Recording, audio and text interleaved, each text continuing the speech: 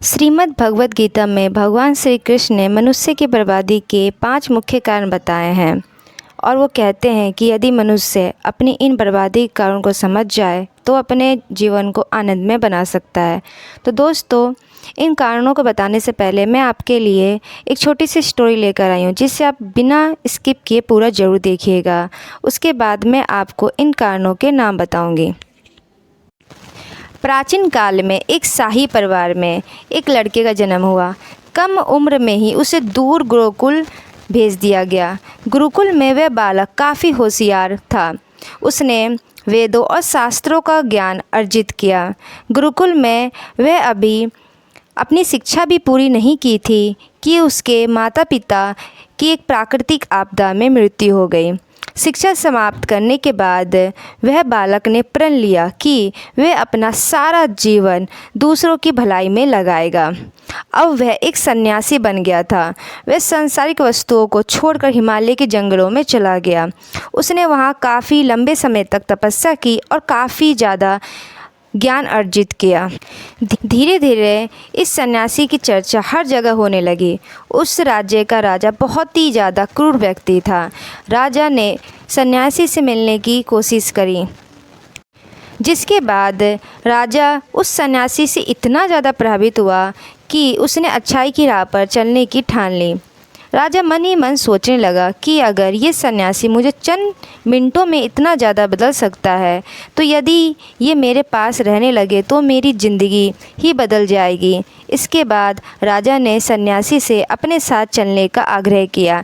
सन्यासी इसके लिए मान गए और राजा के साथ चल दिए। वहाँ राजा ने सन्यासी को शाही कमरे में भोजन करवाया।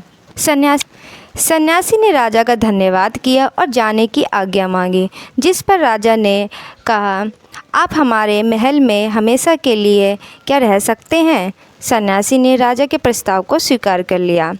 महल के बाहर सन्यासी के लिए एक कुटिया बना दी गई। राजा ने भी सन्यासी की खूब सेवा की। कुछ समय बाद अचानक राजा और रानी अपने पड़ोस के राज्य में चले गए।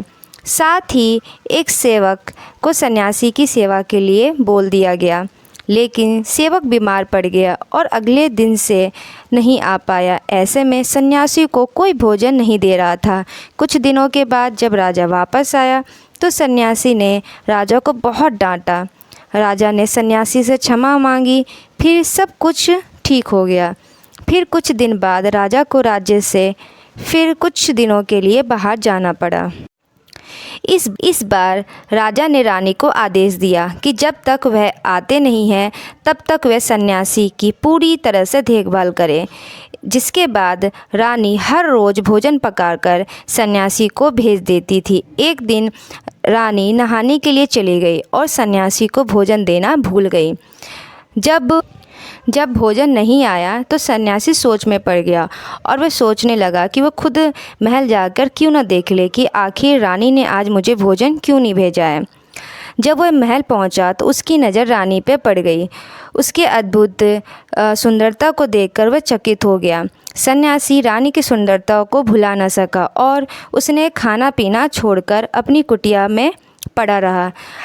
राजा वापस लौटे तो उसे सन्यासी की हालत का पता लगाया। राजा ने जब सन्यासी से यह सब पूछा तो उसने कहा कि मैं रानी की अद्भुत सुंदरता का कायल हो गया हूँ।